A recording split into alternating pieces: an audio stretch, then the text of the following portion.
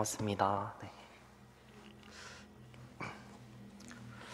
참 시간이 빨리 흐르는 것 같습니다. 이제 벌써 동생도 이제 군대를 가고 또 화빈이 또 군대를 가고 또 이렇게 형제들이 또 이렇게 나라를 지키는 의무를 이제 몇몇 사람들이 이제 끌려간다라는 표현을 쓰기도 하는데 참 가서 또 그곳에서 이제 어떻게 보면은 남자에게 있어서 가장 처음으로 부모와 독립하는 시기인 것 같아요. 그래서 뭐 대학교를 가면서 독립하는 경우도 있지만 정말 그 외진 곳에 이렇게 뚝 떨어져서 또 거기에 만나는 사람, 다양한 사람들과 또 적응을 하고 또 환경에 적응을 하면서 또 저는 또 특히 그런 시기다 보니까 더 뭔가 하나님에 대해서 생각을 하고 또 뭔가 나의 신앙에 대해서 또 한번 되돌아보는 그런 시간들이었었는데 정말 군복무를 하고 있는 형제들이 또 그곳에서 더 이렇게 하나님과의 관계가 더 가까워지고 또 그것을 건강하게 전역하는 그날까지 잘 나라를 지킬 수 있도록 또 저희의 관심과 또 기도가 필요한 것 같습니다. 네. 오늘 말씀을 전하도록 하겠습니다. 네, 오늘 말씀은 누가복음 15장 11절에서 32절까지의 말씀입니다. 네, 누가복음 15장 11절에서 32절까지 말씀인데 이제 11절에서 24절까지 읽도록 하겠습니다. 네, 제가 먼저 읽고 교독하도록 하시겠습니다. 또 그분께서 이르시되 어떤 사람에게 두 아들이 있었는데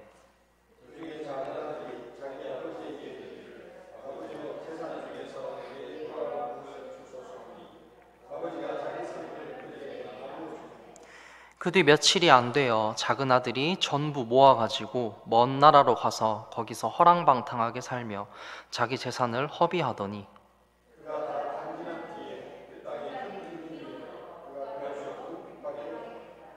그가 가서 그 나라의 국민 중 하나에게 연합하니 그 사람이 그를 자기의 들로 보내어 돼지를 치게 하니라.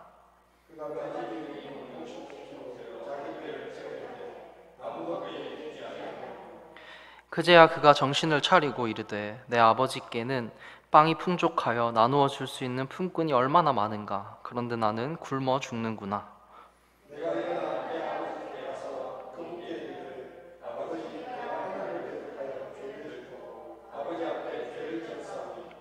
더 이상 아버지의 아들이라 불릴 자격이 없나이다. 나를 아버지의 품꾼 중 하나로 삼아 주소서 하리라 하고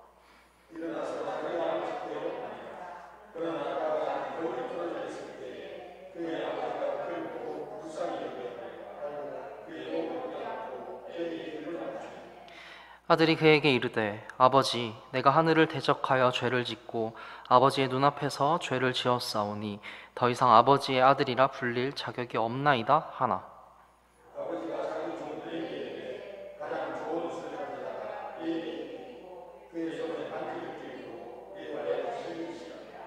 그리고 살찐 송아지를 여기로 끌어와 잡으라. 우리가 먹고 즐기자.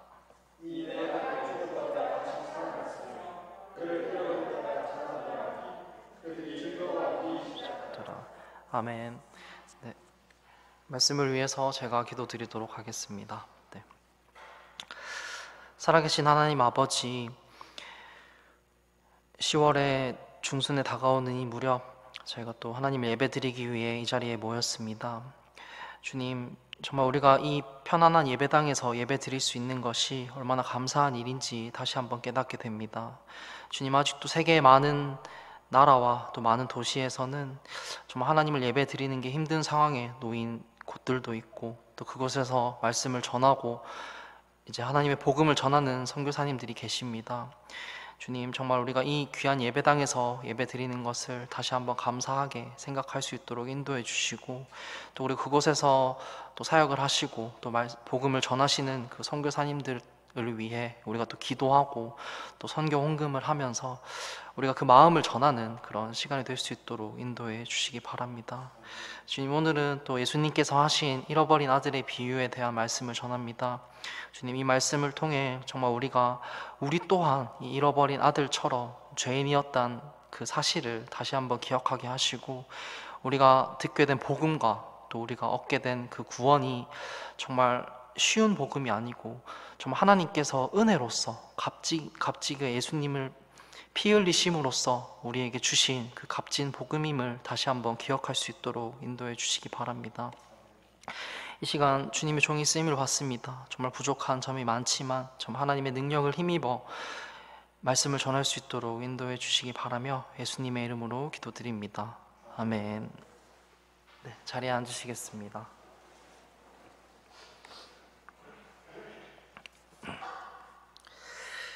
네, 오늘은 누가복음 말씀에 찾아오게 되었습니다. 네, 이제 누가복음 말씀에는 정말 많은 비유들이 있는데 이제 아마 다들 아실 거예요. 이제 잃어버린 아들의 비유의 본문 말씀입니다. 여러분 혹시 삼포 세대라는 말을 들어보셨나요? 이제 아마 들어보셨죠. 이제 2010년대에 청년 실업과 같은 여러 문제에 시달리는 그 당시에 20대, 30대 한국의 이제 젊은 세대들의 현실을 말하는 단어라고 합니다. 저도 대학교에 딱 입학을 했을 때 이 얘기를 되게 교수님들을 통해서 많이 들었던 것 같아요. 이제 세 가지를 포기한다고 하는데 이 3포가 뭐냐면 첫 번째로 연애를 포기를 한대요. 두 번째로는 결혼을 포기를 하고 이제 세 번째로는 출산을 포기를 한 이 세 가지를 포기한 세대를 이제 3포 세대라고 부른다고 합니다. 그리고 여기서 끝나는 게 아닙니다. 여기서 취업 그리고 내 집 마련의 꿈까지 포기를 하면 5포 세대라고 불린다고 하고요. 거기다가 나의 건강과 또 나의 외적인 것들을 꾸미는 것을 포함하면은 이제 7포 세대라고 불리고, 그리고 인간관계와 이제 미래에 대한 어떤 희망까지 포기한 세대를 9포 세대로까지 불린다고 합니다. 그리고 이제 마지막으로 꿈도 희망도 없는 삶에 비관하여서 이제 자기의 삶까지 포기한 이제 그런 세대를 이제 10포 세대, 그리고 이제 완전히 포기했다는 얘기를 해서 완포 세대, 뭐 전포 세대 이런 말들로까지 불린다고 합니다. 그리고 이 모든 것들을 이제 전부 합쳐서 이게 3포라고 했다가 또 5포, 7포 이렇게 계속 늘어나니까 지금에는 이 모든 세대를 통틀어서 N포 세대라고 부른다고 하고 있습니다. 참 암담한 현실이죠. 저도 겪게 되는 이런 현실인 것 같은데, 이제 연애, 결혼, 출산, 취업, 내 집 마련, 건강, 외모, 인간관계, 희망, 삶, 이 10가지입니다. 어떻게 보면 20, 30대에 있어서의 가장 중요한, 어떻게 보면 가장 연애와 결혼의 문제도 그 시기 때 이렇게 해결을 해야 되는 정말 중요한 선택과 결정들인데, 이 모든 것들을 다 뭔가 포기를 하는 그런 세대다라는 이런 명칭까지 붙여지고 있는 현실이죠. 저도 이제 제 주변의 친구들의 얘기를 들어봐도 이 중에서 많은 것들을 포기하면서 살아가고 있음을 느끼고 있습니다. 특히 이제 결혼과 같은 문제는 이제 남성뿐만 아니라 이제 주로 오히려 여성들이 더 많이 이제 결혼에 대해서 나는 결혼하지 않고 그냥 뭔가 나의 일을 가지고 나의 직업을 가지면서 그렇게 살고 싶다라고 얘기를 하는 사람들이 많은데, 정말 이 현실이 이 2010년대뿐만 아니라 지금도 이어지고 있다라는 것을 저도 이제 몸소 느끼고 있습니다. 그리고 오늘 본문 말씀에 나오는 이 잃어버린 아들과 같이 이 아버지의 품을 벗어나서 살고 있는, 이제 어떻게 보면 하나님과의 관계를 포기한, 이 신앙생활을 포기한 그런 청년들 또한 너무나도 많습니다. 특히 이제 20살이 됐을 때가 가장 위험하죠.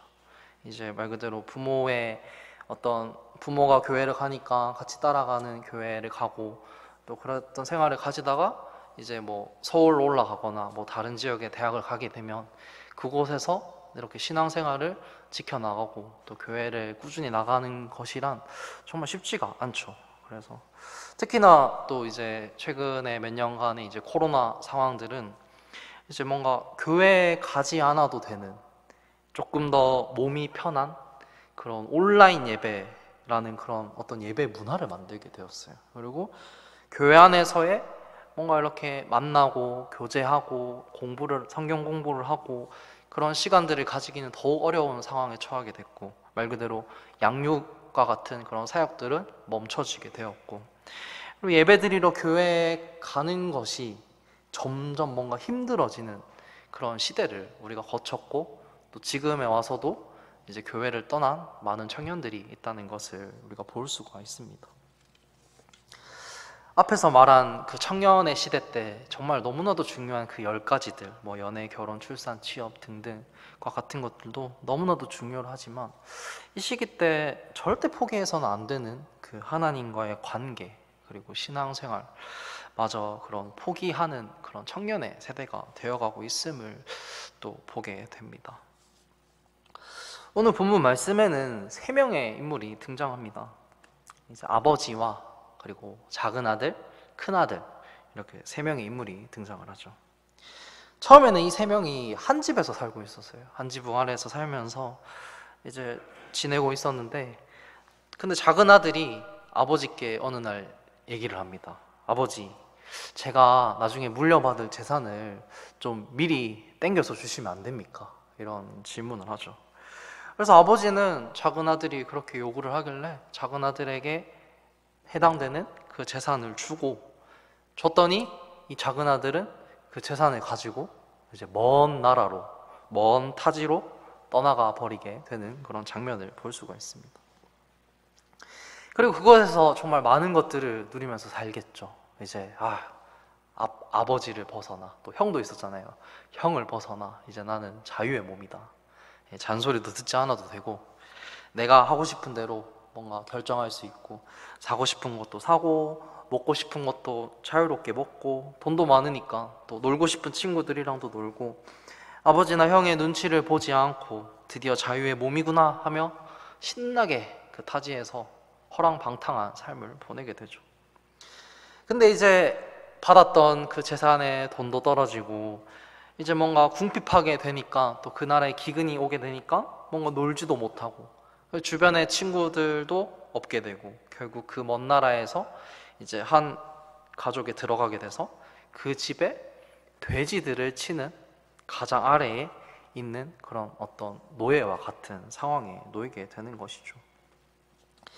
이 작은 아들이 그렇게 모든 것을 잃고 나서야 아버지를 생각을 합니다. 고향에 있던 아버지를 생각하며, 내가 정말 잘못했구나, 내가 정말 아버지를 볼 수 없을 만큼의 죄인이구나 라는 생각을 가지며 이제 털레털레 집으로 돌아와 아버지 잘못했습니다 라고 아버지께 말하는데, 이 작은 아들을 보고 이 아버지는 혼을 내고 꾸중하는 것이 아니라 이제 꼭 껴안으며, 그래 잘 왔다 라고 말을 하며 이 잃어버린 작은 아들을 맞이하는 그 아버지의 정말 무조건적인 그런 사랑을 보게 됩니다.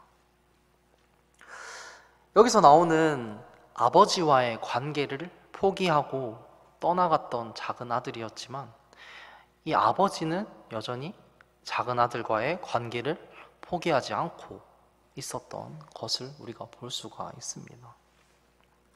이런 배경 속에서 오늘의 본문 말씀을 통해서 우리가 이제 첫 번째로 알 수 있게 되는 것은, 우리들 또한 이 잃어버린 작은 아들의 모습이었다라는 것을 우리가 기억해야 한다는 것입니다. 우리도 이 작은 아들이 먼 나라에 가서 방황하며 살았듯이, 우리도 세상에서 방황하며 살아가는 이 작은 아들과 같은 모습에서 살고 있었습니다. 우리가 구원을 받기 전에는 뭔가 세상의 즐거움과 또 세상이 쫓고 있는 것들을 쫓으며 살아가는 삶을 살았습니다. 뭔가 내가 지은 죄들에 대한 생각도 하지 못했겠죠. 내 죄를 깨닫지도 못하고, 원래는 그냥 그렇게 지금 밖에 있는 세상 사람들과 다름없이 뭔가 세상의 것들을 즐기면서 또 살다가 그대로 죽게 되면은 이제 지옥에 가게 되는 그런 위치에 놓여져 있었던 우리들 또한 죄인의 위치에 있었습니다.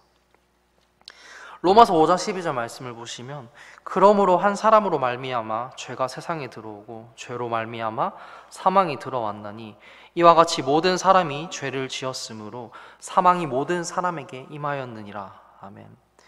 말씀대로 우리의 조상인 아담으로부터 죄가 들어와서 우리는 그 죄로 인해 지옥에 갈 수밖에 없는 그 위치에 놓여져 있었던 사람이었습니다.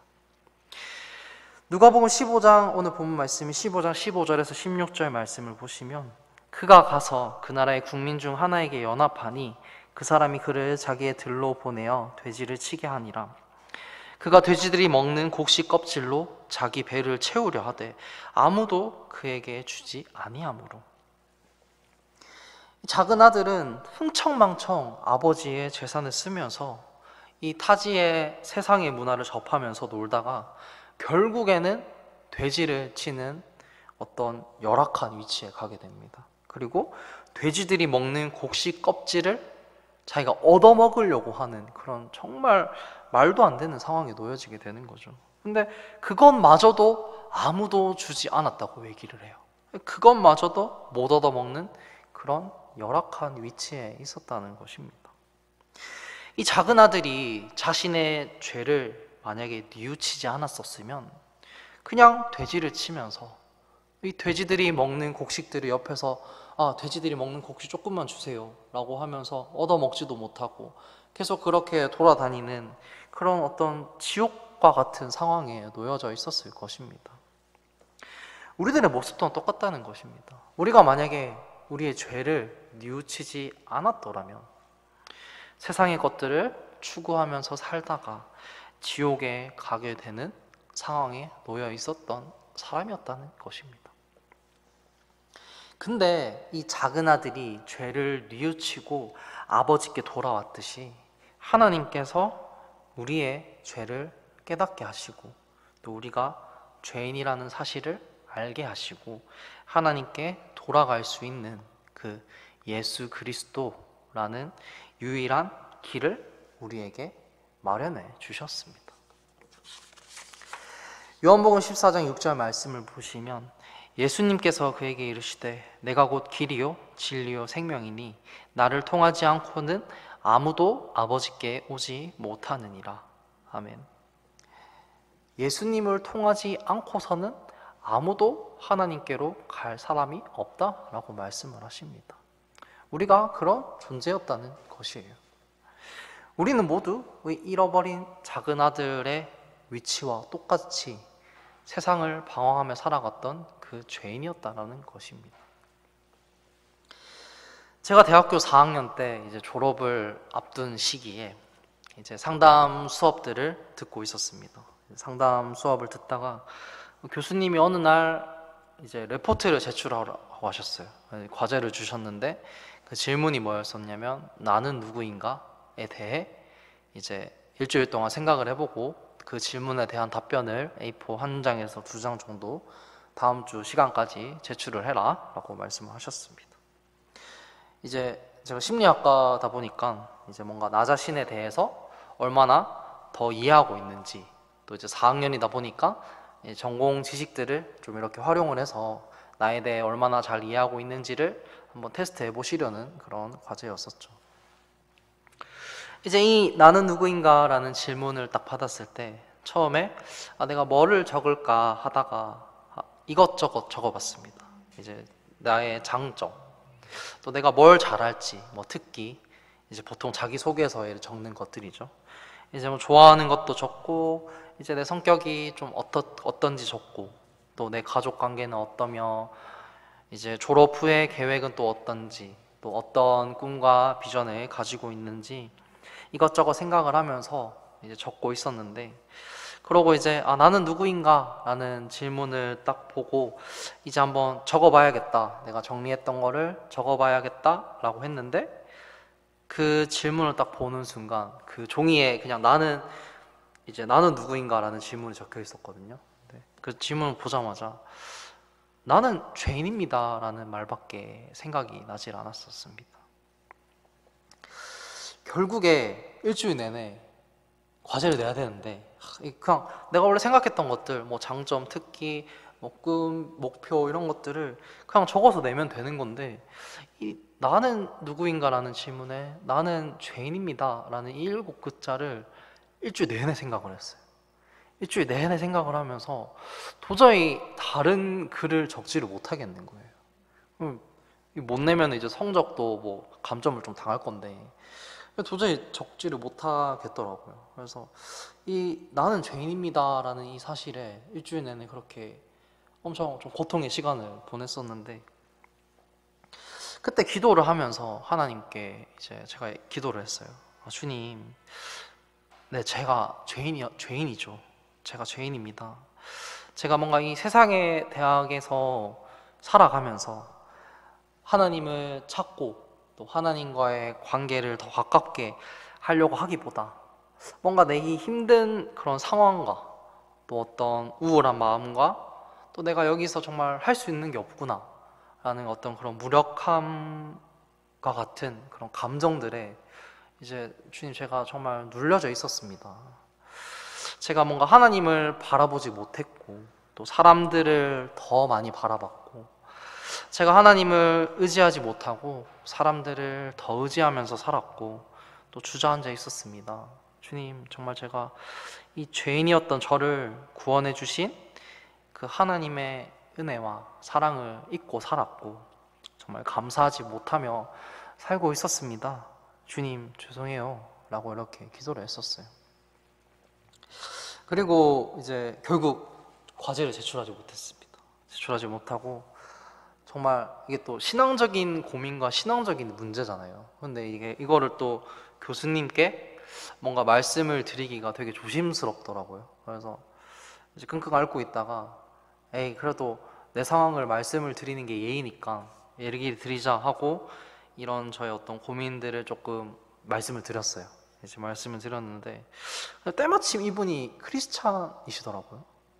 그래서 그 상황들을 되게 다 그런 또 고민들이 있었냐 하시면서 이해해 주시고, 이제 나중에 커피 한잔 하자 이렇게 말씀을 하셔가지고 교수님이랑 1대1로 커피를 마셔본 경험은 또 그때가 처음이었거든요. 그래서 커피를 한잔 하면서 또 교수님이 어떤 신앙생활에 대한 고민과 또 대학교 시절에 대해서 얘기를 해주시면서 좀 많은 위로를 받고 또 조언을 받을 수 있었던 그런 시간들이었습니다. 그리고 이 시기에 제가 이제 대학원을 진학을 할지 아니면은 졸업을 하고 뭐 취업을 할지 아니면은 이제 신학교에 또 진학을 할지, 이 세 가지 진로에 대해서 졸업을 앞두고 되게 고민을 하고 있었는데, 이 하나님께서 또 나에게 맞는 길을 보여주실 것이다 라는 그런 좀 믿음을 가지고 이제 신학교에 망설이다가 이제 신학교에 가는 결정을 하는데, 또 이 어떤 상황과 그런 배경들이 좀 큰 영향을 끼치는 일이 되기도 했었습니다. 나는 누구인가 이 질문에 나는 죄인입니다 하나님 라고 고백을 하며 무릎을 꿇고 하나님께 나아갔을 때, 하나님께서는 제 손을 잡아주시고 또 때에 맞는 사람을 저에게 인도해 주시면서 또 나를 위로해 주시고 또 격려해 주시는 그런 경험을 할 수가 있었습니다. 오늘 본문 말씀에 나오는 이 작은 아들을 맞이하는 그 아버지의 모습처럼 말이죠. 오늘 본문 말씀을 통해 우리가 두 번째로 또 볼 수 있는 것은, 하나님께서는 우리를 이 잃어버린 작은 아들을 맞이하듯이 우리를 기쁨과 또 위로로 맞이해 주셨다는 것입니다. 오늘 본문 말씀에 누가복음 15장 20절 말씀을 보시면 결국 이 작은 아들이 일어나서 자기 아버지께로 가게 됩니다. 일어나서 자기 아버지께로 가니라. 그러나 그가 아직 멀리 떨어져 있을 때 그의 아버지가 그를 보고 불쌍히 여겨 달려가 그의 목을 껴안고 그에게 입을 맞추매. 참 이 구절이 엄청 감동적인 구절이에요. 가까이 있는 것도 아니에요. 그가 아직 멀리 떨어져 있을 때, 그리고 아까 작은 아들의 상황이 어땠었죠? 돼지를 치면서 돼지들이 먹는 껍질의 곡식을 얻어 먹는 것도 못하고 있는, 정말 외적으로 봤을 때는 뭔가 노숙자와 같이 뭔가 거지와 같은 그런 몰골이었을 텐데도 아직 멀리 떨어져 있을 때에 그의 아버지가 그를 보고 달려가는 장면입니다. 이미 멀리 떨어져 있을 때부터 이 아버지는 오래전에 떠나간 작은 아들이라는 것을 알고 있었다는 얘기겠죠. 이 말은 즉 작은 아들을 계속 기다리고 있었다는 거예요. 이 아버지가. 저 멀리 떨어져 있는 거리에 이 거지처럼 보이는 사람이 집을 나갔던 작은 아들이라는 것을 알아차렸다는 것은 아버지가 그 아들을 기다리고 있었다는 것밖에 설명을 할 수가 없다는 것이죠. 이 장면을 보면은 예전에 제가 초등학생 때 했었던 TV 프로그램이었는데, 이제 TV는 사랑을 싣고, 아시죠? 생각이 나더라고요. 이제 그때도 되게 저는 막 그게 막 그렇게 감격스러운 건지 잘 몰랐었는데, 이제 누구야 라고 부르면은 그 문 뒤에서 몇십 년 동안 그 보고 싶었던 그 사람이 이렇게 나와서 만나서 이제 보자마자 이렇게 부둥켜 안고 막 울고 얼굴 한번 더 쳐다보고 정말 그 기쁨의 눈물을 흘리는, 그런 보는 사람도 감격스럽고 되게 그 시대 때 인기 있었던 프로그램이었었는데, 그 프로그램이 딱 생각이 나더라고요. 21절에서 24절까지의 말씀을 보면 아들이 그에게 이르되 아버지, 내가 하늘을 대적하여 죄를 짓고 아버지의 눈앞에서 죄를 지었사오니 더 이상 아버지의 아들이라 불릴 자격이 없나이다 하나. 작은 아들이 막 아버지를 만나고 자책을 해요. 아버지, 정말 제가 아버지의 눈앞에서 죄를 지었습니다. 제가 어찌 감히 아들이 될 수가 있겠어요 라고 하면서 후에는 나중에 품꾼으로라도 자기를 거두어 달라라고 얘기를 하죠. 근데 22절부터 24절까지 아버지가 어떤 행동을 하냐면요, 아버지가 자기 종들에게 이르되 가장 좋은 옷을 가져다가 그에게 입히고 그의 손에 반지를 끼우고 그의 발에 신을 신기라. 그리고 살찐 송아지를 여기로 끌어와 잡으라. 우리가 먹고 즐기자. 이 내 아들은 죽었다가 다시 살아났으며 그를 잃어버렸다가 찾았노라 하니 그들이 즐거워하기 시작하더라. 아멘. 아버지의 입장에서 생각을 해봅시다. 이제 작은 아들이 자기가 죽지도 않았는데 자기가 받은 재산을 미리 달라고 얘기를 해요. 그래서 그 재산을 받고 저 먼 나라에 가서 흥청망청 지내고 탕진하고 거지꼴이 되어가지고 갑자기 어느 날 나타나가지고 아버지, 저는 죄인입니다. 제가 잘못했어요. 저를 품꾼으로라도 받아주세요 라고 얘기를 하고 있는 상황인 거죠. 근데 이 아버지가 이 아들에게 가장 좋은 옷을 입히고 반지를 끼우고 신을 신기고 살찐 송아지를 잡아서 먹고 즐기자라고 얘기를 하며 자기 가족들과 함께 잔치를 열게 되는, 그런 정말 정성을 다해 이 작은 아들을 기쁨으로 맞이하는 그런 장면입니다. 하나님께서 우리에게 주신 그 복음이라는 것이 이런 장면 속에 받게 된 복음이라는 것입니다.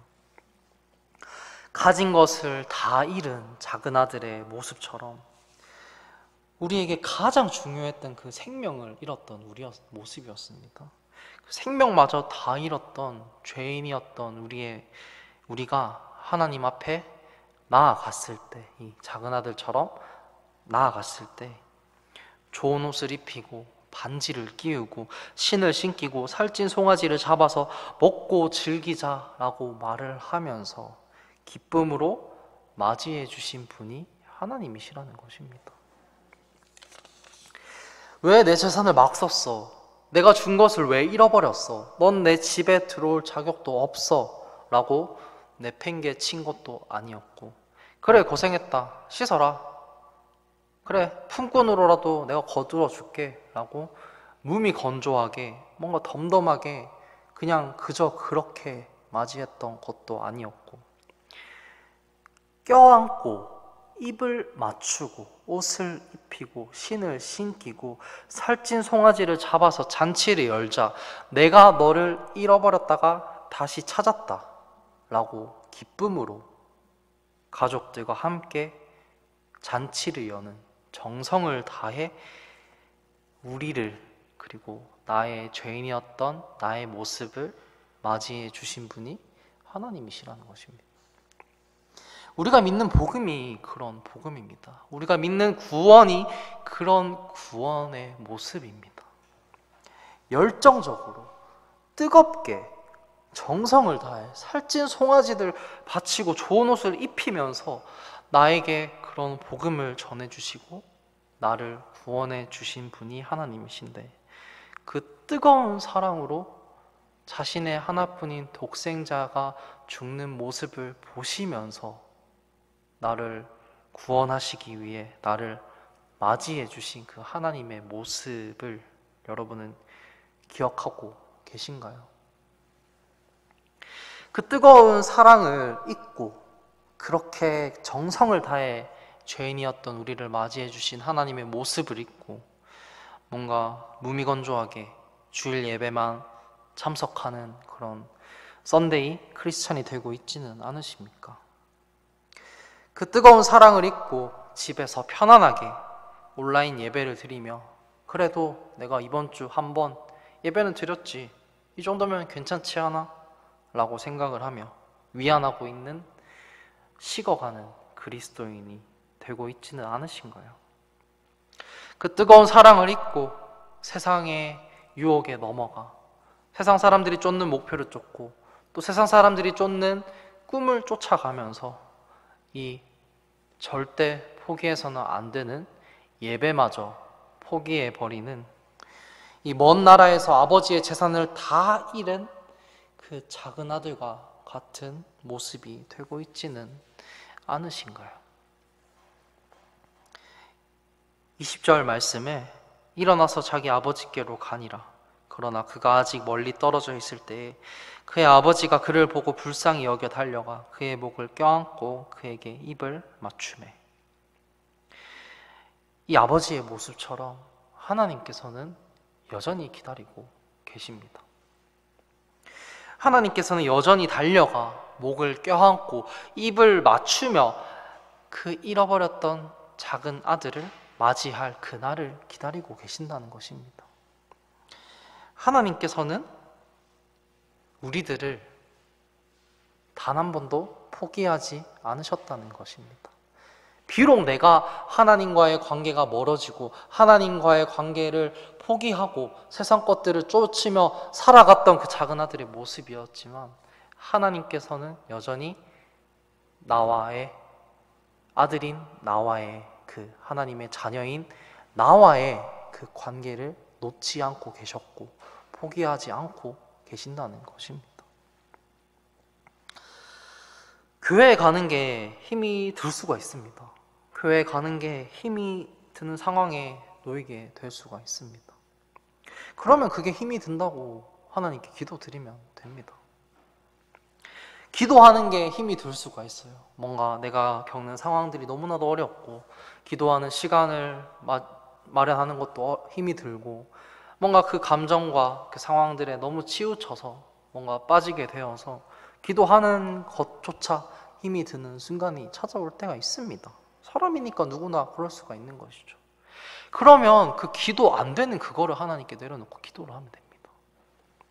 세상의 유혹들에 넘어갈 수도 있어요. 세상의 유혹들이 힘이 들 때가 되면은 세상의 유혹에 넘어지고 있다고 하나님께 기도를 하고 하나님께 얘기를 하면 되는 것입니다. 근데 우리가 기도에 대해 오해를 하고 있는 게 내가 뭔가 하나님께 예쁜 모습이어야지만 내가 뭔가 하나님께 잘하고 있는 모습이어야지만 뭔가 하나님께 기도하러 나아갈 수 있다고 생각을 하고 내가 뭔가 하나님께 잘 보여야 기도를 드릴 수 있다고 생각을 합니다. 교회에 나오는 것도 마찬가지예요. 그래서 담배를 피고 술을 마시고 있으면 담배 피고 담배 냄새 풍기면서 술 냄새 풍기면서 교회 어떻게 갑니까? 제가 그 나쁜 버릇들을 고치지 못했는데 어떻게 교회에 나갑니까? 이렇게 얘기를 하는데 교회에 나와야지 고칠 수가 있는 거예요. 내가 힘든 상황이 있다고 내가 그렇지 못하는 상황이 있다고 기도하지 못하는 상황이 있다고 그냥 힘들어요 계속 그 상황에 놓여 있는 것이 아니라 그것을 내려놓고 하나님 앞에 나아가야 한다는 게 더 중요한 해결책이라는 것입니다. 우리가 하나님을 너무 어렵게 생각을 해요. 하나님을 너무 힘들게 어려운 관계라고 생각을 하는데 친한 친구한테 여러분들이 친한 친구한테 고민을 얘기를 할 때 어떻게 얘기를 하십니까? 뭔가 그냥 동네 앞에 마실 나가가지고 길에 걸으면서 얘기를 할 수가 있고 편의점에 앉아서 그냥 뭐 음료수 커피 한 잔 마시면서 그렇게 얘기를 할 수도 있고, 카페에 가서 커피 한 잔 하면서 얘기를 할 수도 있습니다. 좀 편하게 얘기를 하죠. 근데 그런 관계인데, 내가 친한 친구한테 전화를 해가지고 야 나 고민 있다, 이제 동네 앞에 마실 나가서 얘기 좀 하자 이렇게 얘기를 하는데, 막 수트를 입고 막 드레스를 입고 원피스를 입고 나가봐요. 그럼 친구가 뭐라고 얘기를 할 거야? 나 혹시 뭐 잘못 먹었니? 이렇게 얘기를 할 겁니다. 뭔가 우리가 친한 친구한테 고민을 얘기하는데 막 정장을 입고 막 격식을 갖추고 차려입고 얘기를 하지 않듯이, 우리가 하나님께 또한 이렇게 많은 격식을 차리지 않고 얘기를 해도 된다는 것입니다. 우리가 기도를 할 때 길을 걸으면서 하나님 오늘 좀 많이 힘들었어요 이렇게 한번 얘기를 해보는 것도 좋고, 침대에 누워서 자기 전에 이제 편안하게, 저도 이제 침대에 누워서 자기 전에 한 번씩 기도해요. 그렇게 하나님께 기도라기보다는 이제 얘기를 하죠. 하나님, 저는 친구와 이런 일이 있었는데 정말 좀 힘이 드네요. 좀 어떻게 해결을 해야 될까요? 라는 얘기도 하고, 미래에 대한 고민이 있으면은 하나님 제가 이런 것도 좀 준비를 하고 있는데 이거를 좀 어떻게 준비를 해야 될까요? 이런 고민을 얘기하기도 합니다. 좀 편안하게 정말 얘기를 하게 되는 것이죠. 하나님께서 이사야 41장에서 이렇게 말씀을 하십니다. 너는 두려워하지 말라. 내가 너와 함께 하느니라. 놀라지 말라. 나는 내 하나님이니라.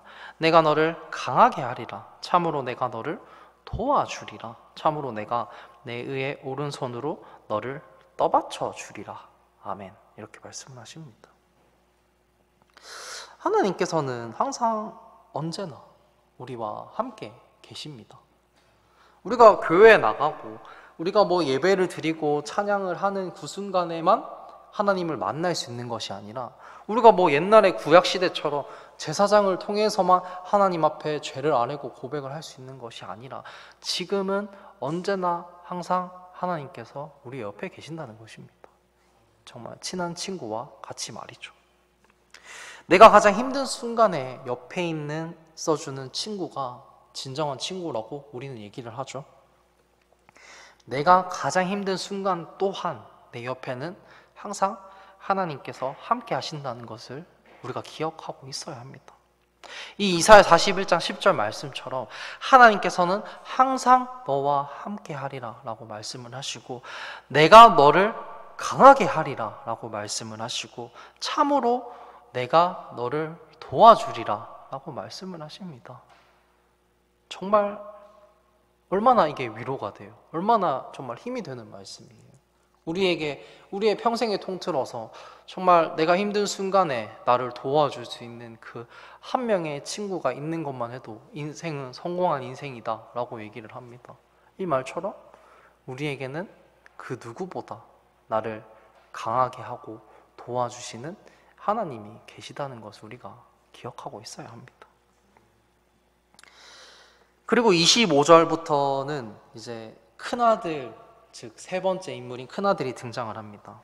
이제 25절 말씀을 보시면, 이제 그의 큰아들은 들에 있더라. 그가 오면서 집에 가까이 이르렀을 때 음악과 춤추는 소리를 듣고, 그리고 28절부터 30절까지는 이제 이 큰아들이 얘기를 듣죠. 종을 통해서 이제 아버지가 잃어버린 그 먼 도시에 간 작은 아들이 돌아왔다.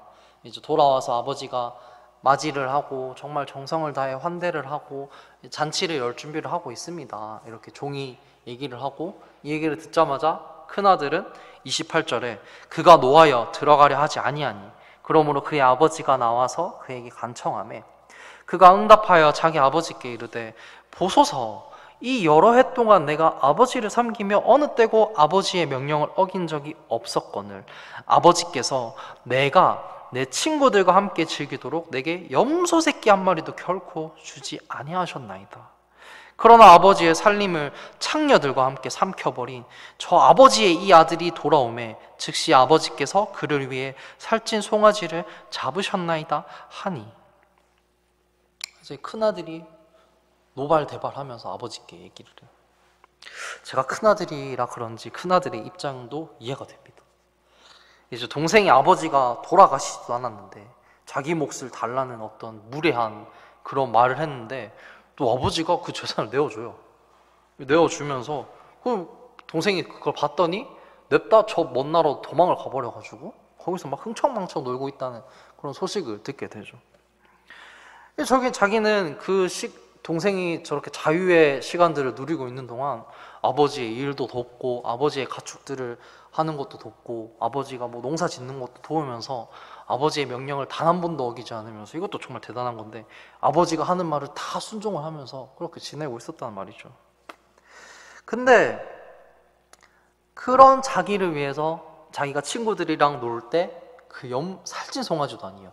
이 염소 새끼 한 마리도 안 주던 아버지였는데 왜 이렇게 막 흥청망청 아버지의 돈을 다 날리고 온 저 동생을 위해서 왜 이렇게까지 아버지가 환대를 하는 얘기를 하는 겁니다. 살찐 송아지를 막 하시면서 나한테는 염소 새끼 한 마리도 안 주셨으면서 이렇게 고백을 하는 거예요.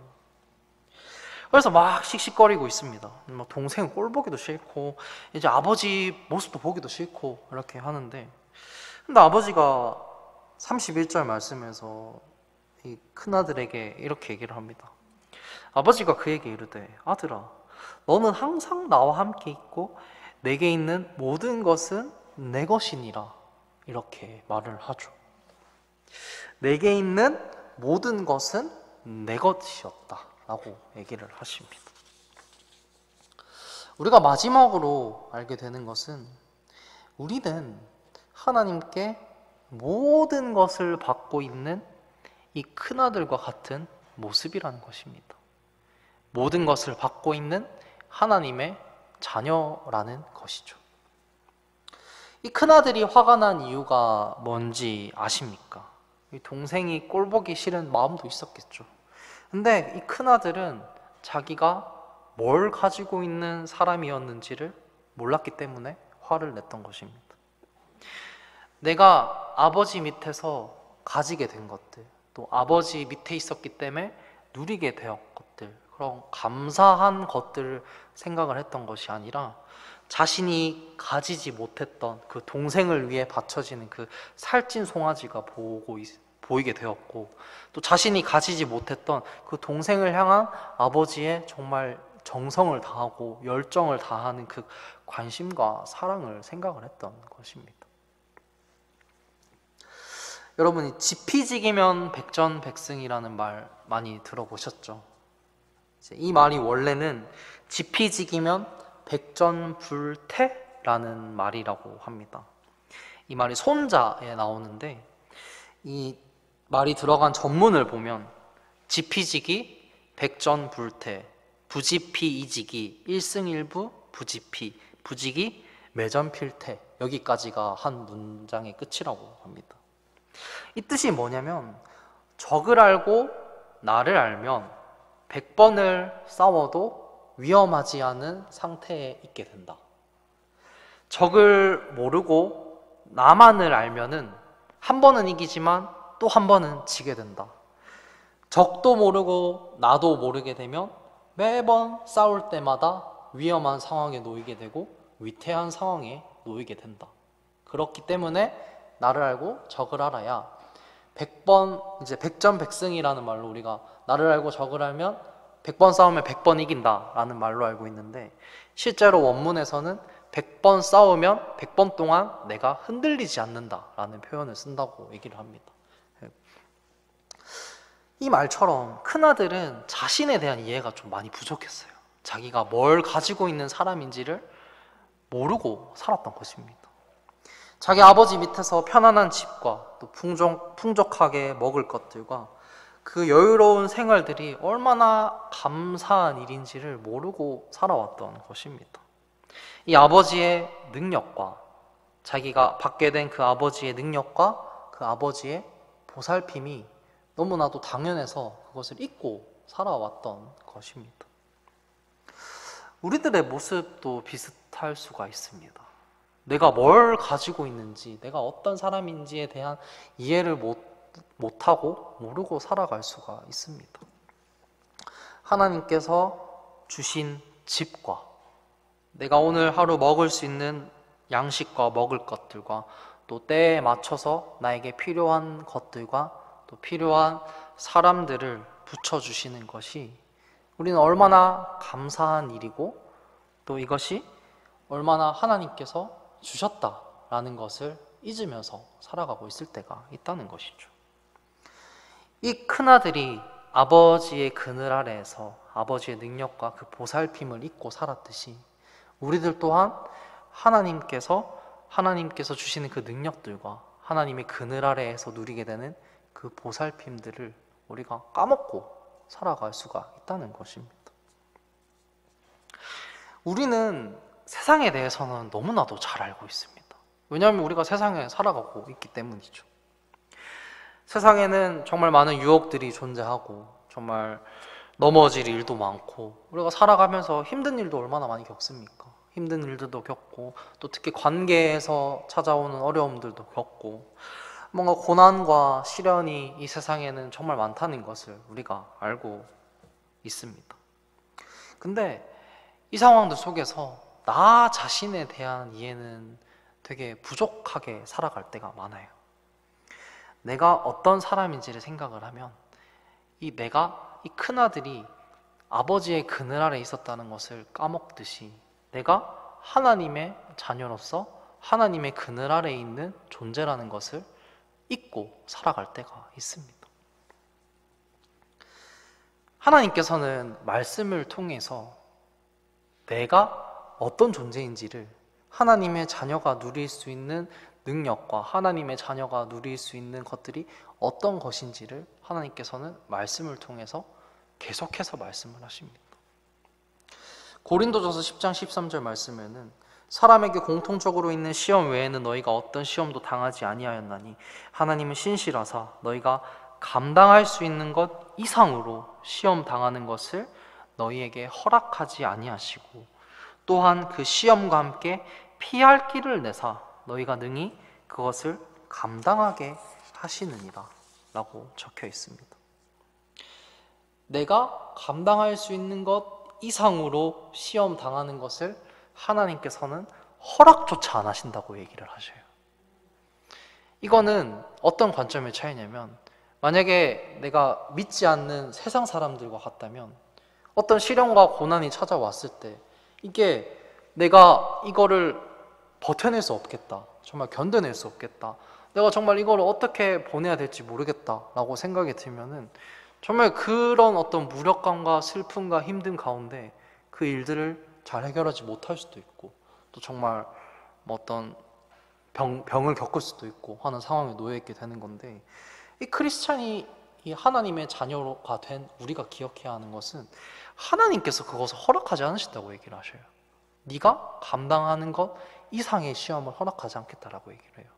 그러면은 우리가 고난과 시련들이 찾아왔을 때, 저도 제 친구들에게 이런 조언을 많이 했었는데, 뭔가 삶에 있어서 힘든 일이 찾아왔을 때 우리가 결정해야 하는 것은 내가 이 시련과 고난을 통해서 하나님께서 나에게 어떤 말씀을 주시느냐를 깨달아야 된다는 것이에요. 그 고난과 시련을 통해 내가 얻게 될 교훈에 대해서 생각을 하게 된다는 것입니다. 왜냐하면은 어찌 됐든지 간에 내가 이 시련은 하나님께서 나에게 감당할 수 있는 시험으로 주신 것이고, 또 이 말씀과 같이 나에게 또한 그것을 해결하고 피할 길 또한 마련하고 계신 분이시다. 왜냐하면 나는 하나님의 자녀이기 때문에 라는 결론까지 이르게 되게 된다는 것이죠. 그리고 빌립보서 4장 13절 말씀에는 나를 강하게 하시는 그리스도를 통해 내가 모든 것을 할 수 있느니라 라고 적혀 있습니다. 나를 강하게 하시는 그리스도, 나에게 강하게 하시는 능력을 주시는 분이시라는 거죠. 그리고 그 능력을 통해 내가 모든 것을 할 수 있는 그런 존재라는 것을 말씀을 통해 전하시고 계십니다. 마태복음 17장 20절 말씀에는 예수님께서 그들에게 이르시되 너희가 믿지 아니하기 때문이로다. 진실로 내가 너희에게 이르노니 너희에게 만일 겨자씨 한 알만한 믿음이 있을진데 너희가 이 산에게 말하여 여기서 저 너머로 옮겨가라 하면 그것이 옮겨갈 것이요 또 너희에게 불가능한 것이 아무것도 없으리라 라고 말씀하십니다. 마태복음 6장 31절에서 33절까지 말씀에는 그러므로 염려하여 이르기를 우리가 무엇을 먹을까 혹은 우리가 무엇을 마실까 혹은 우리가 무엇을 입을까 하지 말라. 이 모든 것은 이방인들이 구하나니 너희 하늘 아버지께서는 이 모든 것이 너희에게 필요한 줄을 아시느니라. 오직 너희는 첫째로 하나님의 왕국과 그분의 의를 구하라. 그리하면 이 모든 것을 너희에게 더하시리라 라고 적혀 있습니다. 이 모든 것이 너희에게 필요한 줄 아시는 분이시다. 왜? 너는 하나님의 자녀이기 때문에. 하나님께서는 하나님의 자녀인 너에게 필요한 모든 것을 알고 계신다. 그리고 그 모든 것을 더할 능력도 가지고 계신 분이시다 라고 말씀을 하시는 것이죠. 이 말씀을 통해서 내가 어떤 존재인지를, 내가 하나님의 자녀로서 어떤 자격과 능력을 가지고 있는지를 깨닫게 되는 것입니다. 예전에 우리는 앞에서 말씀드렸던 이 잃어버린 작은 아들과 같은 죄인의 위치에 있었던 모습이었습니다.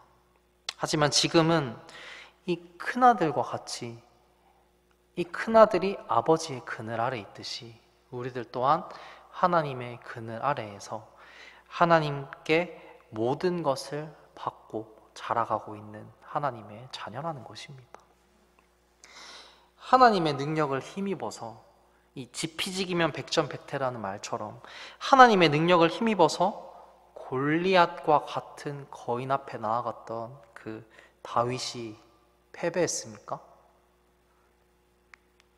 물맷돌 5개로 승리를 하게 됩니다. 우리들 또한 이 하나님의 능력을 힘입어서 세상에 나아가야 한다는 것이고, 우리가 나아갔을 때 우리에게 주어지는 것은 승리밖에 없다라는 것입니다. 지피지기면 백전불태라는 말씀처럼 하나님의 말씀을 통해 내가 하나님의 자녀로서의 어떤 능력과 어떤 자격을 가지고 있는지 깨달아야 한다는 것입니다. 우리가 이 예배당을 떠나면 또다시 세상에 나아가게 됩니다. 또 많은 유혹들과 시련들과 또 시험들이 기다리고 있겠죠. 지피지기면 백전백태라는 말입니다. 우리는 하나님의 자녀입니다. 그리고 하나님께서는 제가 앞에 말씀드렸던 이 4가지의 성경 구절처럼 감당할 수 없는 시험은 허락하지 않으시고 피할 길을 마련하시고 모든 것을 할 수 있는 능력을 주시는 분이심을 우리가 모두 기억하며, 또 후에 예수님께서 오시는 그 날까지 우리가 또 기대하고 소망하며 또 그 날을 잘 준비하는 그런 그리스도인이 되시기를 바라겠습니다. 네. 기도를 하고 예배를 마치도록 하겠습니다. 하나님 아버지, 오늘은 누가복음 말씀을 통해 내가 정말 어떤 사람인지에 대해 생각하는 시간이 되었습니다. 주님, 나는 하나님의 자녀임을 우리가 기억하게 됩니다. 주님, 우리가 세상을 살아가면서 정말 하나님의 자녀로서 누리고 있는 그 축복과 또 그 은혜와 사랑을 우리가 잊고 살아갈 때가 있습니다. 주님, 정말 우리가 이 큰아들과 같이 아버지의 그늘 아래 내가 누리고 있는 것들을 감사하지 못하고 다른 사람들을 시기하며 질투하며 살아갈 때가 있습니다. 주님, 우리가 하나님의 자녀로서 하나님의 그늘 아래 있는 존재임을 우리가 이 시간 깨달을 수 있도록 인도해 주시고, 또 정말 나를 더 잘 이해하기 위해서는 하나님을 더 잘 알고 또 말씀을 통해 나를 비춰보며 나의 존재가 어떤 존재인지를 더 깨달아야 된다는 것을 우리가 알 수 있도록 인도해 주시기 바랍니다. 주님, 정말 세상이 많이 변해가고 있습니다. 특히 젊은 세대들은 정말 많은 것들을 포기하면서 살아가고 있는 세대인데, 그 중에서도 정말 신앙생활을 포기하면서 살아가는 그 젊은 청년들이 너무나도 많음을 우리가 보게 됩니다. 주님, 우리가 이 지체들과 또 이 영혼들을 위해서 더 기도하고 또 관심으로 우리가 사랑을 전할 수 있는 그런 그리스도인이 될 수 있도록 인도해 주시옵소서. 여전히 이 세상 밖에는 정말 이 잃어버린 작은 아들과 같이 너무나도 많은 죄인들이 이 세상의 거리를 걸어가고 있습니다. 주님, 우리의 모습을 통해, 우리의 말과 행동을 통해 하나님의 사랑을 전하고 우리의 삶을 통해 예배하는 그런 그리스도인으로서 이 세상을 살아가며 또 예수님께서 오실 그날을 준비하는 정말 하나님의 자녀되는 그리스도인이 될 수 있도록 인도해 주시옵소서. 이 모든 말씀 예수님의 이름으로 기도드립니다. 아멘. 네, 예배를 마치도록 하겠습니다.